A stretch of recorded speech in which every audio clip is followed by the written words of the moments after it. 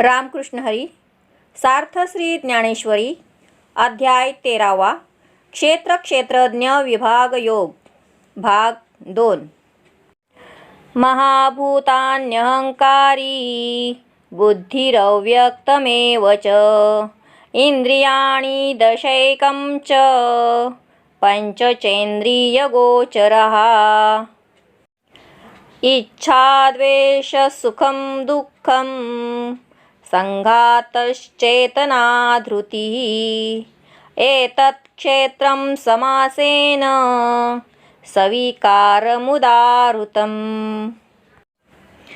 5 महाभूते, अहंकार, बुद्धी आणि मूळ प्रकृती अर्थात त्रिगुणात्मक माया, तसेच 10 इंद्रिये, 1 मन आणि 5 इंद्रियांचे विषय शब्द, स्पर्श, रूप, रस व गंध.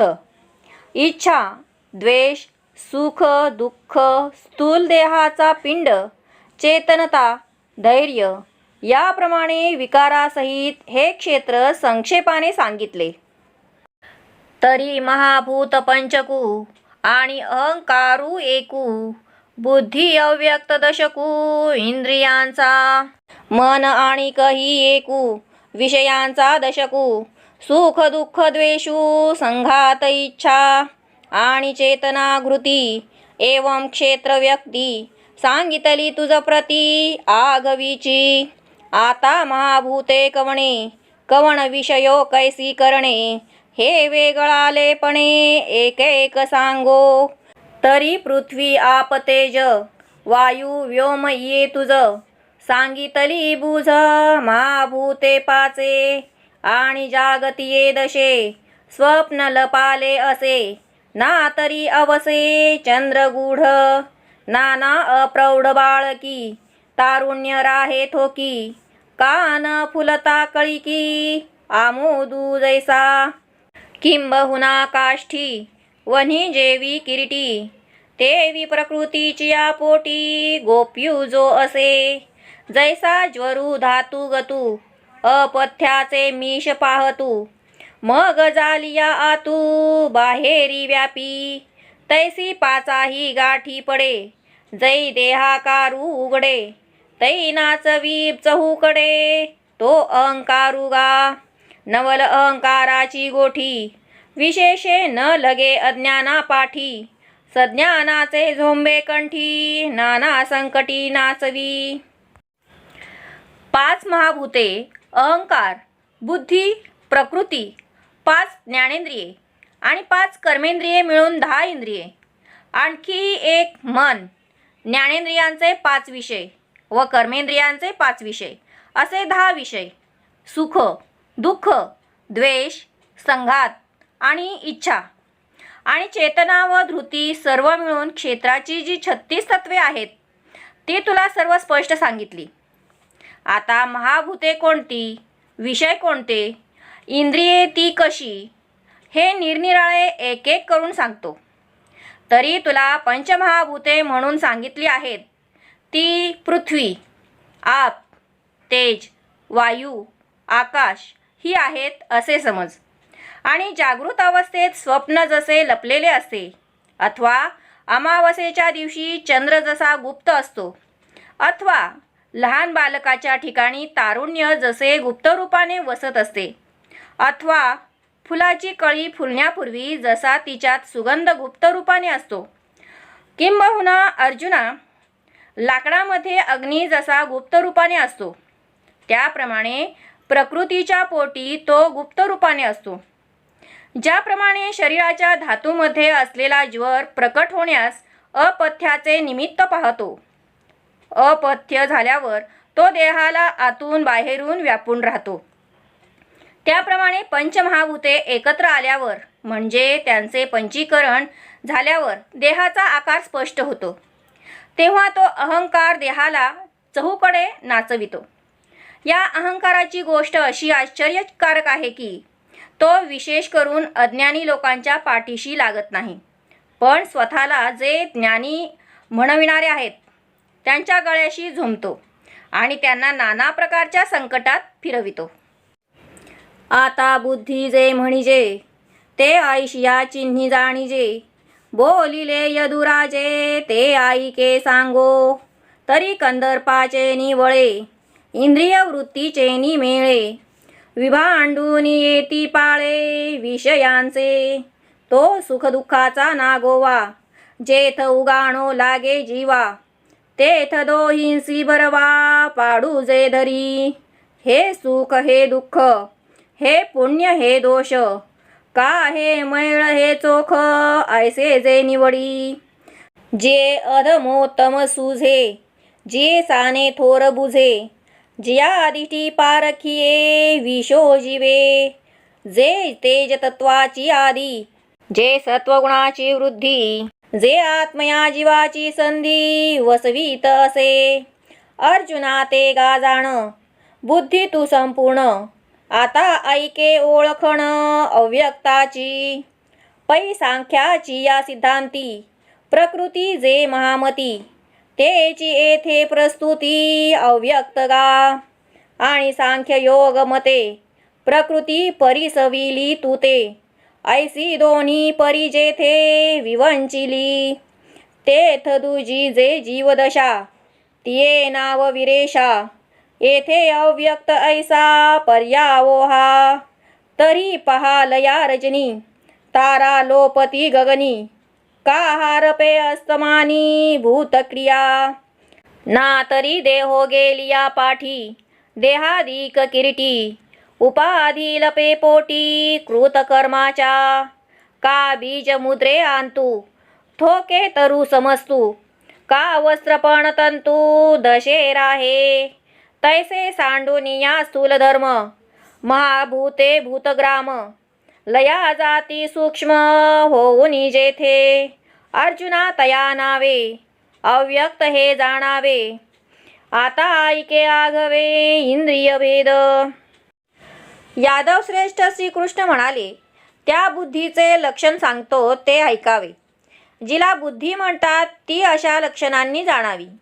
कामाचा आवेग वाढल्यावर जी इंद्रियांच्या साह्याने विषयांचे समुदाय जिंकून आणते, त्या विषयांच्या सुखदुःखांच्या लुटीचा माल अंतःकरणामध्ये जेव्हा जीवाला नेमका हिशोब द्यावयास लावते, तेव्हा त्या सुखदुःखाविषयी ही जी योग्य प्रकारे निवड करते, हे सुख हे दुःख हे पुण्य हे पाप हे शुद्ध हे अशुद्ध, याप्रमाणे जी निवड करते, जिला उत्तम आणि अधम योग्य प्रकारे कळते, जी लहान अथवा थोर समजते, जीव जीच्या दृष्टीने विषयाची परीक्षा करीत असतो, जी ज्ञानतत्वाचे मूळ उत्पत्ती स्थान आहे, जी सत्वगुणांची वाढती अवस्था आहे, जी आत्मा व जीव या दोहोंच्या संधीमध्ये उपाधी रूपाने राहते. अर्जुना, ही सर्व बुद्धी होय असे तू जाण. आता अव्यक्ताची लक्षणे तुला सांगतो, ती तू ऐक. हे महाबुद्धिमान अर्जुना, सांख्यांच्या सिद्धांतामध्ये जिला प्रकृती म्हणतात, तिला येथे प्रस्तुत क्षेत्र विषयात अव्यक्त असे म्हटले आहे. सांख्य आणि योग या दोघांच्या मतांनी प्रकृतीचे स्वरूप कसे आहे हे तुला यापूर्वी ऐकविले आहे आणि 7व्या अध्यायामध्ये परा आणि अपरा अशा 2 प्रकारच्या प्रकृतींचे विवेचन विस्ताराने केले आहे. अर्जुना, त्या 2 प्रकृतींपैकी दुसरी जी जीवदशा नावाची परा प्रकृती आहे, तिला अव्यक्त असे दुसरे नाव आहे. त्या प्रकृतीला अव्यक्त म्हणण्याचे कारण असे की उजाडल्यानंतर रात्र आणि तारे नक्षत्र जसे आकाशात लोप पावतात अथवा सूर्यास्त झाल्यावर प्राणीमात्रांच्या हालचाली जशा हरपून जातात, अथवा अर्जुना, देह पडल्यानंतर देहाधिक उपाधी केलेल्या कर्मात गुप्त असतात, अथवा छोट्या बीजाच्या आकारामध्ये प्रचंड वृक्ष जसा गुप्त रूपाने राहतो किंवा तंतूच्या अवस्थेत वस्त्रपणा राहतो, त्याप्रमाणे पंचमहाभूते आणि प्राण्यांचे देह समुदाय आपले स्थूलत्व टाकून आणि सूक्ष्म होऊन जेथे लीन होऊन जातात, त्या कारणात्मक अवस्थेला अव्यक्त हे नाव आहे असे जाणावे. आता इंद्रियांचे प्रकार किती आहेत हे सर्व ऐक. तरी श्रवण नयन त्वचा घ्राण रसन ये जाणे ज्ञान करणे पाचै, ये तत्व मेळा पंकी, सुख दुःखाची उखी विखी, बुद्धी करीते मुखी पांचे इही, मग वाचा आणि कर, चरण आणि अधोद्वार, पायू हे प्रकार पांचाणिक, कर्मेंद्रिये मणिपती, ती ये जाणी जती, आईके कैवल्यपती सांगतसे, पै प्राणाची अंतौरी, क्रियाशक्ती जे शरीरी, तियेची रिगी निगी द्वारी पाचेई, एवं 10 ही करणे, सांगितली देवो म्हणे, परीस आता पुढेपणे मन ते ऐसे, जे इंद्रिया आणि बुद्धी माझारी लिये संधी, रजोगुणाच्या खांदी तरळत असे, निळिमा अंबरी का मृगतृष्णा लहरी, तैसे वायाची फरारी वावो जाहले, आणि शुक्र शोणिताचा सांधा, मिळता पाचांचा बांधा, वायू तत्व दशधा एकची जाहले, मग तिही दाहे भागी, देहधर्माच्या खैवंगी, अधिष्ठिले अंगी आपुलाल्या, तेथ चांगल्य निखळ, एकले ठेले निढाळ, म्हणून रजाचे बळ धरिले तेणे, ते बुद्धीसी बाहेरी, अहंकाराच्या उरावरी, ऐसा ठाई माझारी बळी यावले, वाया मन हे नाव, एरवी कल्पनाची सावेव, जयाचे निसंगे जीवदशा वस्तू, जे प्रवृत्तीसी मूळ, कामा जयाचे बळ, जे अखंड सुये छळ अहंकारासी, जे इच्छे ते वाढवी, आशे ते चढवी, जे पाठी पुरवी भयासी गा. कान, नाक, डोळे, त्वचा, जिव्हा ही 5 ज्ञानेंद्रिय आहेत असे जाण. या क्षेत्ररूप मेळाव्यापैकी बुद्धी ही सुखदुःखाचा जो विचार करते तो या 5 ज्ञानेंद्रियाच्या मुखाने करते. मग वाणी, हात आणि पाय, उपस्थ, शिश्न आणि गुद हे आणखीन इंद्रियांचे प्रकार आहेत, ज्यांना कर्म उत्पादक इंद्रिय असे म्हणतात. ती हीच आहेत असे जाणावे, असे मोक्षाचे स्वामी श्रीकृष्ण सांगतात. शरीरामध्ये जी क्रियाशक्ती नावाची प्राणाची स्त्री आहे, तिचे शरीराच्या बाहेर जाणे व आत येणे या 5 दारांनी होते. याप्रमाणे 5 ज्ञानेंद्रिये व 5 कर्मेंद्रिये अशी 10 इंद्रिये सांगितली. आता मन म्हणजे काय हे तुला स्पष्ट स्वरूपात सांगतो, ते ऐक असे श्रीकृष्ण म्हणाले. जे मन इंद्रिय आणि बुद्धी यांच्यामधील संधीमध्ये रजोगुणांच्या खांद्यावर चंचलपणाने भासमान होत आहे, तो आकाशामधील निळा रंग, मृगजळावरील लाटा, त्याप्रमाणे या मनाच्या चंचलतेचा भास व्यर्थ आणि खोटा आहे. पुरुष वीर्य आणि स्त्रीरज यांचे मिलन झाले असता पंचमहाभूतांची आकृती देहाच्या रूपाने प्रकट होते. मग त्या देहामध्ये एकच वायुतत्व प्राण, अपान, व्यान, उदान, समान, नाग, कूर्म, कृकल, देवदत्त, धनंजय अशा नावांनी 10 प्रकारचे झाले आहे.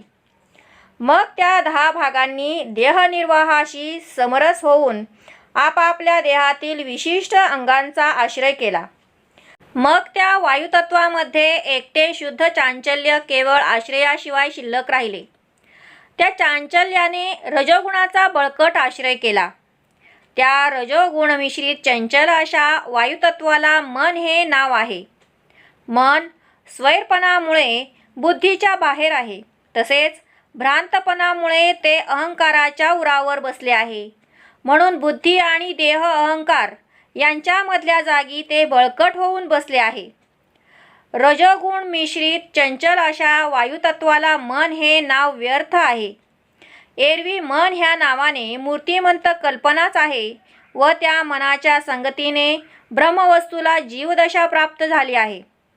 जे मन सर्व व्यवहाराचे मूळ कारण आहे व कामवासनेला ज्याचे बळ आहे, जे अहंकाराला अखंड चेतवीत असते, जे इच्छेला वाढविते, आशेला चढविते, जे भय निर्माण करते, द्वैत जेथ उठी अविद्या जेणे लाठी, जे इंद्रियांते लोटी विषयान माझी, संकल्पे सृष्टी घडी सवेची विकल्पुनी मोडी, मनोरथाच्या उतरंडी उतरी रची, जे भुलीचे कुहर वायुतत्वाचे अंतर, बुद्धीचे द्वार झांकविलेणे, ते गा किरीट मन या बोला नाही आण, आता विषयाभिधान भेदू ऐके, तरी स्पर्शू आणि शब्दू रूप रसू गंधू, हा विषयो पंचविधू ज्ञानेंद्रियांचा, इही पांचय द्वारी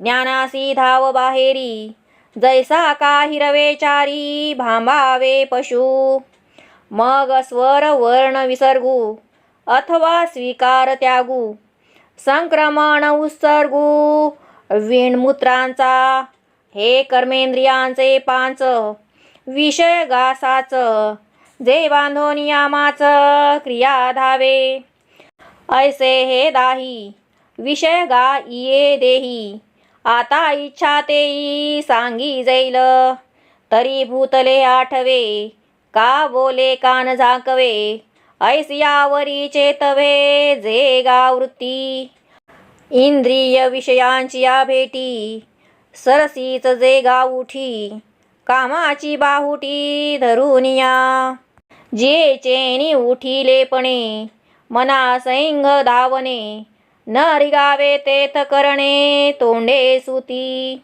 जे वृत्तीची आवडी बुद्धी होय वेडी, विषयाजिया गोडी ते गा इच्छा, आणि इच्छिलिया सांगडे इंद्रिया आमिष न जोडे, जेथ जोडे ऐसा जोडाओ पडे तोची द्वेषू, ज्याच्या योगाने द्वैत भावना निर्माण होते, ज्याच्या योगाने अविद्येला बळकटी येते, जे इंद्रियांना विषयांमध्ये लोटते, जे आपल्या संकल्प मात्राने सृष्टी घडविते आणि ताबडतोब विकल्पाने मोडून टाकते, तसेच विविध प्रकारच्या मनोरथाच्या उतरंडी उतरते व रचते, जे भ्रमाचे खोल विवर आहे, जे वायुतत्वाच्या आतला गाभा आहे आणि बुद्धीचे विचारांचे द्वार ज्यांनी झाकून टाकलेले आहे, अर्जुना त्याला मन असे म्हणतात. या माझ्या बोलण्यामध्ये गैर असे काही नाही. आता विषयांची नावे आणि त्यातील भेद यांचे श्रवण कर. शब्द, स्पर्श, रूप, रस आणि गंध हे कान, त्वचा, डोळे, जिव्हा आणि नाक या 5 ज्ञानेंद्रियांचे विषय आहेत. ज्याप्रमाणे हिरव्या चाऱ्याला पाहून जनावरे भांबावतात आणि त्या चाऱ्याकडे धावत जातात, त्याप्रमाणे विषयांना भांबावून या 5 इंद्रियांच्या द्वारा ज्ञानाची धाव बाहेर होते. मग आकारादी स्वर, ककारादी वर्ण आणि अह, कह इत्यादी विसर्ग यांचा उच्चार करणे हा वाणीचा विषय होय. घेणे व देणे हा हातांचा विषय होय. जाणे व येणे हा पायांचा विषय होय. विष्ठेचा त्याग हा गुदाचा आणि मूत्राचा त्याग हा उपस्थाचा विषय होय. हे कर्मेंद्रियांचे खरे 5 विषय आहेत. अथवा या 5 विषयांचा उंच उंच माळा बांधून त्यावरून सर्व क्रिया धावत असतात. असे हे ज्ञानेंद्रियांचे व कर्मेंद्रियांचे 10 विषय या देहामध्ये आहेत. आता इच्छा कशाला म्हणतात हे सांगतो. मागील भूतकाळात भोगलेल्या विषयांच्या आठवणीने अथवा दुसऱ्याच्या मुखातून ऐकलेल्या शब्दांनी कान झाकावेसे वाटतात, अथवा शब्द कानांवर पडताच जी वृत्ती एकदम जागी होते आणि वर्तमान काळामध्ये इंद्रिय व विषयांची प्रत्यक्ष भेट झाल्याबरोबर कामाचा हात धरून जी वृत्ती अतिवेगाने उठते. जी वृत्ती उठली असता मन सैरावैरा धावू लागते. जिच्या संगतीच्या साहाय्याने प्रवेश करू नये त्या शास्त्रविरुद्ध विषयांमध्ये इंद्रिय आपली तोंडे खुपसतात. ज्या विषयभोगाच्या अतिशय आवडीमुळे बुद्धी विचारहीन होते, वेडी होते आणि ज्या वृत्तीला विषयभोगाची अत्यंत गोडी असते तिला इच्छा असे म्हणतात. आणि इच्छेप्रमाणे इंद्रियांना जेव्हा विषयाचे खाद्य मिळत नाही त्यावेळी जी वृत्ती निर्माण होते तिला द्वेष म्हणतात. आता यावरी सुख ते एवं विध देख, जेणे एकेची अशेख विसरे जीवू. मना वाचे काये जे आपुली आण वाये, देह स्मृतीची त्राये मोडित जेये. जयाचे निजालेपणे पांगुळा होई जे प्राणी, सात्विकासी दुणे वरीही लाभू. का आगवियाची इंद्रिय वृत्ती हृदयाची या एकांती, थापटुनी सुषुप्ती आणि जेगा. किंबहुना सोये जीव आत्मयाची लाहे, तेथ जे होये तया नाम सुख. आणि ऐसी हे अवस्था न जोडता पार्था, जे जी जे तेची सर्वथा दुःख जाणे. ते मनोरथ संगे नव्हे एरवी सिद्धी गेलेची आहे, हे दोन्हीची उपाये सुख दुःखासी. आता असंगा साक्षीभूता देही चैतन्याची जे सत्ता, ते नाम पंडुसुता चेतना येथे. जे नखोनी केशवरी उभी जागे शरीरी, जे तिही अवस्थांतरी पालटेना. मन बुद्ध्यादी आगवी जेचे नीटवटवी, प्रकृती वनमाधवी सदांची जे. जडाजडी अंशी राहाटे जे सरिसी, ते चेतनागा तुझसी लटिके नाही. पैरावो परिवारू नेणे आज्ञाची परचक्र जिणे, का चंद्राचे निपूर्णपणे सिंधू भरती. नाना भ्रामकाचे सन्निधान लोहो करी सचेतन, का सूर्य संगुजन चेष्टविगा. अगा मुख मेळे वीण पिली यांचे पोषण, करी निरीक्षण कुर्मी जेवी. पार्था तया परी आत्मसंगती ये शरीरी, सजीवत्वाचा करी उपेग उजडा. आता यानंतर सुख ज्याला म्हणतात ते कशा प्रकारचे आहे ते जाण. ज्या सत्य सुखाची प्राप्ती झाली असता जीव सर्व विषयांना विसरून जातो. जे सुख मनाला वाणीला आणि देहाला आपापले कर्म बंद करण्याविषयी आपली शपथ घालते आणि जे देहाच्या स्मरणाचा आधारच मोडून प्राप्त होते. जे सुख प्राप्त झाले असता प्राण शांत होतो आणि सात्विक वृत्ती पूर्वीपेक्षा दुपटीच्याही वर वाढते. जे सुख सर्व इंद्रियांच्या वृत्तींना हृदयरूपी एकांत स्थळात आणून त्यांना थोपटून गाढ निद्रा आणते. अधिक काय सांगावे. जीवाचे आत्म्याशी जेव्हा ऐक्य होते तेव्हा त्या ऐक्याला सुख असे म्हणतात. अर्जुना, अशी सुखाची अवस्था प्राप्त न होता जे केवळ जगणे आहे ते सर्वथा दुःखच आहे असे जाणावे. ते सुख मनोरथांच्या संगतीने कधीही प्राप्त होत नाही. ज्यावेळी मनोरथ उरलेले नसतात त्यावेळी सुख ते सहजच सिद्धीला गेलेले असते. मनाची स्थिरता व मनाची चंचलता ह्या दोनच गोष्टी सुखदुःखांना कारण आहेत. अर्जुना, असंग साक्षीभूत चैतन्याची देहामध्ये जी सत्ता असते तिला या क्षेत्र अध्यायात चेतना असे नाव आहे. जी चेतना या शरीरामध्ये पायाच्या नखापासून ते मस्तकाच्या केसापर्यंत नेहमी जागृत असते आणि जागृती, स्वप्न आणि सुषुप्ती या तिन्ही अवस्थांमध्ये जिच्यात बदल होत नाही, जिच्या योगाने मन, बुद्धी वगैरे प्रसन्न टवटवीत असतात व जे नेहमी प्रकृतीरूपी मनाचा वसंत ऋतू आहे, जी जड व चेतन पदार्थांमध्ये सारखेपणानेच आहे, तिला चेतना म्हणतात. हे तुला खोटे सांगत नाही. राजा आपले सैन्य किती आहे हे जाणत नसूनही त्याची आज्ञा जशी परचक्राचे निवारण करते अथवा पूर्णचंद्राच्या उदयाने सागराला जशी भरती येते अथवा लोहचुंबकाचे सान्निध्य लोखंडाला जशी हालचाल करायला भाग पाडते अथवा सूर्याची संगती लोकांना व्यवहार करण्यास प्रवृत्त करते, ज्याप्रमाणे कासवी पिलाचे मुख स्तनाला लावल्या वाचून फक्त निरीक्षणाने त्या पिलाचे पोषण करते. अर्जुना, त्याप्रमाणे या शरीरामध्ये जी आत्म्याच्या संगतीने जड वस्तूला सजीवपणा आणते, जडाला चेतन करते, मग ती येते चेतना. म्हणिपे पै अर्जुना, आता धृती विवंचना भेदू ऐक. तरी भूता परस्परे उघड जाती स्वभाव वैरे. नोहे पृथ्वी ते नीरे विनाशी जे. नीरा ते आटी तेज, तेजा वायुसी झुंज. आणि गगन तव सहज वायू भक्षी. तेवीची कोणेही वेळे आपण काहीस याही न मिळे.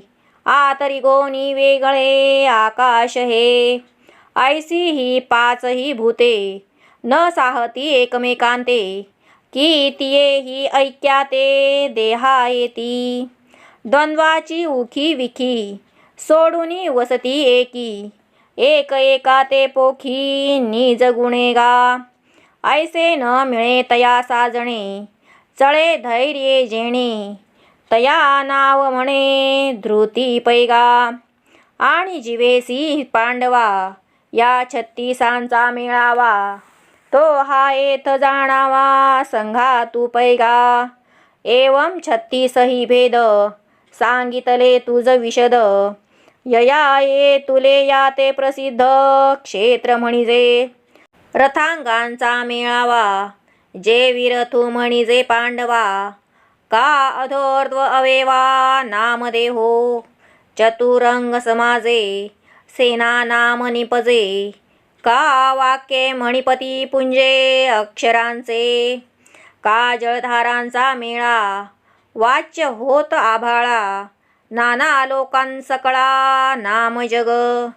का स्नेह सूत्रवनी मेळ एकिये स्थानी. धरिजे तो जनी दीपू होय. तैसी 36 ही ये तत्वे मिळती जेने एकत्वे. तेणे समूह परत्वे क्षेत्र म्हणिपे. अर्जुना, त्या आत्मसत्तारूप संगतीलाच चेतना असे म्हटले जाते. आता धैर्याच्या विचाराचा प्रकार ऐक. आकाशादी पंचमहाभूतांमध्ये परस्परांत जाती स्वभावानुसार अगदी उघड वैर आहे. जलाने पृथ्वीला नष्ट केले नाही असे कधी घडत नाही. जलाला तेज आटवून टाकत असते. तेजाला वाऱ्याशी नेहमी झगडावे लागते. आणि आकाश तर वायूला सहजपणे खाऊन टाकत असते. त्याचप्रमाणे आकाश सदैव सर्वांशी संबंधित राहून देखील कोणत्याही पदार्थाशी एकरूप होत नसते. आणि सर्वांच्या आत शिरून देखील ते सर्वांपेक्षा वेगळे असते. त्याप्रमाणे पंचमहाभूतेही एकमेकांना सहन करीत नसतात. परंतु परस्परांची वैरी असलेली पंचमहाभूते देहाच्या ठिकाणी मात्र ऐक्याला येतात. ही पंचमहाभूते वैराचा विचार सोडून देहामध्ये एकोप्याने राहतात आणि आपल्या स्वाभाविक गुणांनी एकमेकांचे पोषण करतात.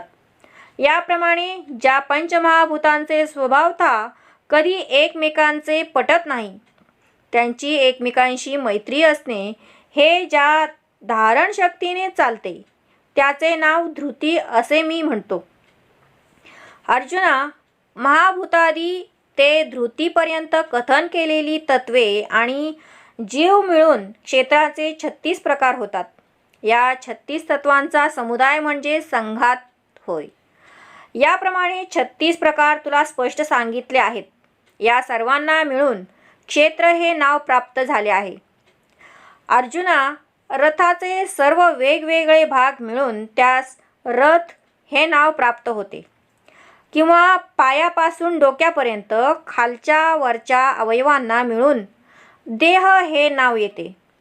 किंवा हत्ती, घोडे, रथ व पायदळ या सर्वांना मिळून जसे चतुरंग सेना हे नाव उत्पन्न होते. किंवा अक्षरांच्या समुदायास वाक्य असे म्हणतात. मेघांच्या सर्व समुदायाला ज्याप्रमाणे आकाश म्हणतात, अथवा सर्व लोकांस मिळून जग हे नाव आहे. अथवा तेल, वात व अग्नी व समई वगैरे एकत्र आली की त्याला दीप असे म्हणतात. त्याप्रमाणे ही 36 तत्वे एकत्वाने एकत्र येतात. त्यावेळी त्या सर्वांना मिळून क्षेत्र असे म्हणतात. आणि वाहतेनी भौतिके पाप पुण्य येथे पिके, म्हणून आम्ही कौतुके क्षेत्र म्हणो. आणि एकाचे निमते देह म्हणती ययाते, परी असो हे अनंते नामे यया. पै परत्वा आरवते स्थावरा आतवते, जे काही होते जाते ते क्षेत्रची हे. परी सूर नर उरगी घडत आहे योनी विभागी, ते गुण कर्मसंगी पडिले साते. हेची गुण विवंचना पुढा म्हणी पेल अर्जुना, प्रस्तुत तुझ ज्ञाना रूप दाऊ. क्षेत्र तव सविस्तर सांगितले सविकार, म्हणून आता उदार ज्ञान ऐके. जया ज्ञाना लागी गगन गिळिताती योगी, स्वर्गाची आडवंगी उमरडोनी. न धरिती रिद्धीची भीड न करीती सिद्धीची चाड, योगायसे द्वाड हेळसिती. तपोदुगे ओलांडित ऋतू कोटी ओवाडित, उलथुनी सांडित कर्मवल्ली. नाना भजन मार्गी धावत उघडिया अंगी, एक ऋगताती सुरंगी सुषुम्नेची ये. ऐसी जे ज्ञानी मुनीश्वरांची उतानी, वेद तरुच्या पानोवानी हिंडताती. देईल गुरुसेवा या बुद्धी पांडवा, जन्मशतांचा सांडोवा टाकीत जे. जया ज्ञानाची रिगवणी अविद्ये उणे आणि, जीवा आत्मया बुझावणी मांडुनी दे. जे इंद्रियांची द्वारे आडी प्रवृत्तीचे पाय मोडी, जे दैन्याची फेडी मानसाचे. लागवडीस आणलेल्या या शरीराच्या योगाने मृत्यूलोकात चांगल्या व वाईट कर्मामुळे पाप पुण्य पिकते. म्हणून आम्ही कौतुकाने या देहास क्षेत्र असे म्हणतो. प्रत्येकांच्या मताने याला देह म्हणतात, पण आता हे राहू दे. या क्षेत्राला जगत विश्व असेही नाव आहे. परब्रह्माच्या अलीकडे मायातत्वापासून शेवटी स्थावरापर्यंत जे जे काही निर्माण होते व लय पावते ते सर्वच क्षेत्र होय. परंतु गुण व कर्म यांच्या संगतीत गुंतले असता देव, मनुष्य, सर्प वगैरे जातींच्या वेगवेगळ्यापणाने या क्षेत्राची रचना होत असते. अर्जुना, ह्या त्रिगुणाचा विचार पुढील अध्यायात सांगितला जाईल. सांप्रत आता तुला ज्ञानाचे स्वरूप सांगतो. क्षेत्राची एकंदरीत सर्व लक्षणे विकारांसह तुला सांगितली, तर यापुढे सर्व प्रकारच्या बंधनातून मुक्त करण्याविषयी उदार असलेले ज्ञान ऐक. ज्या ज्ञानाकरिता योगी स्वर्गाचा अडथळा ओलांडून मूर्धन्य अवकाशाला गिळतात, म्हणजे त्याचा लय करतात.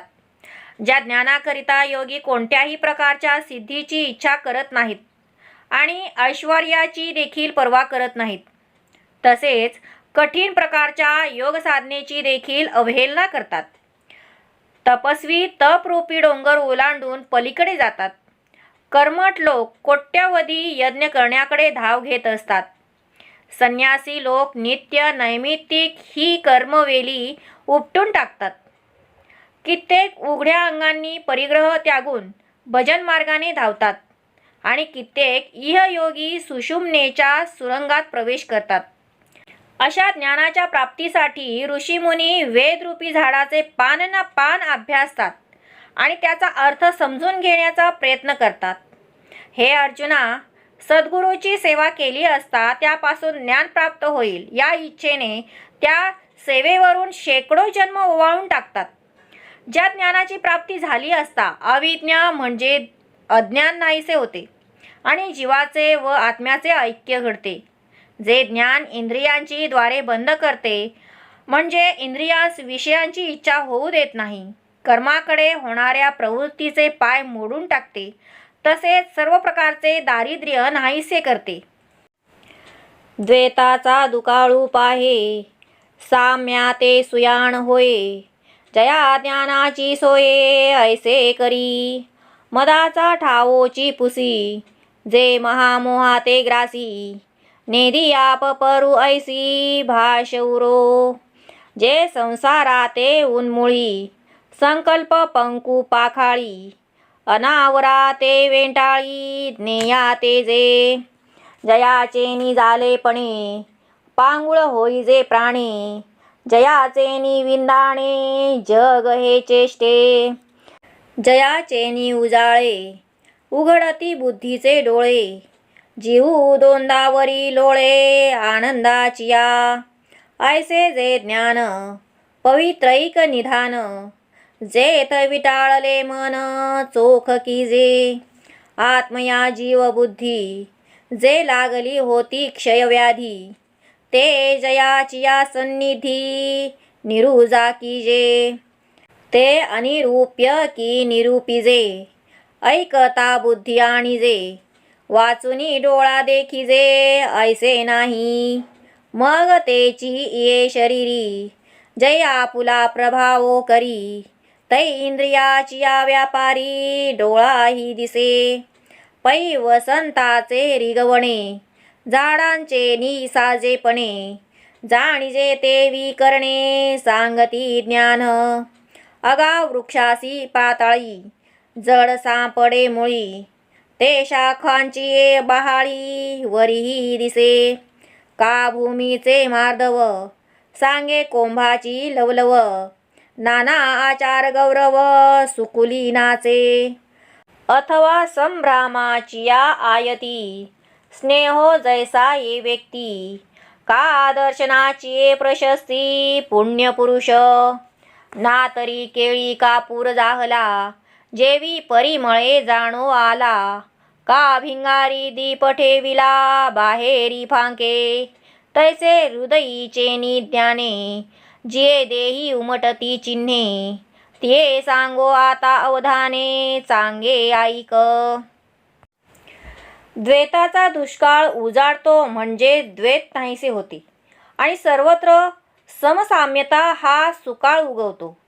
ज्या ज्ञानाची प्राप्ती अशी सर्वश्रेष्ठ अवस्था प्राप्त करून देते, जे ज्ञान अहंकाराचा ठाव ठिकाणा पुसून टाकते, महामोहाला ग्रासून टाकते आणि हा आपला, हा परका अशी भाषाच उरू देत नाही, जे ज्ञान संसाररूपी अज्ञानाला मुळासह उपटून टाकते, संकल्परूपी चिखल पूर्णपणे धुवून टाकते, जे अनंत ब्रह्माला व्यापून राहते, जे ज्ञान प्राप्त झाले असता प्राण पांगळा होतो, अशा ज्ञानी माणसाला इंद्रियांकडून विषयभोग मिळविण्याची हाव नसते, त्यामुळे त्याच्या प्राणाची क्रियाशक्ती शून्य होते. तसेच ज्याच्या सत्तेने जगातील सर्व व्यवहार कर्म चालत असते, ज्याच्या दिव्य प्रकाशाने बुद्धीचे डोळे पूर्णपणे उघडतात आणि जीव हा आपल्या आनंदमय स्वरूप स्थितीवर खुशाल लोळत राहतो, असे जे ज्ञान ते पवित्रपणाचा मान ठेवा आहे आणि ते प्राप्त झाले असता अनेक विषयांनी बरबटलेले विटाळलेले मन निर्मळ होते. परिशुद्ध सच्चिदानंद रूप आत्म्याला मी जीवरूप आहे अशा भ्रमरूपी बुद्धीने जो क्षयरोग झाला होता, तो ज्याच्या प्राप्तीने नाहीसा होऊन जातो, असे जे ज्ञान त्याचे निरूपण करता येण्यासारखे नाही, तरीसुद्धा काही उपाधींच्या साह्याने निरूपण केले जाईल. आपल्या अनुभवापर्यंत ते बुद्धीने आणले जाते, परंतु बुद्धीशिवाय केवळ डोळ्यांनी ते दिसेल असे मात्र नाही.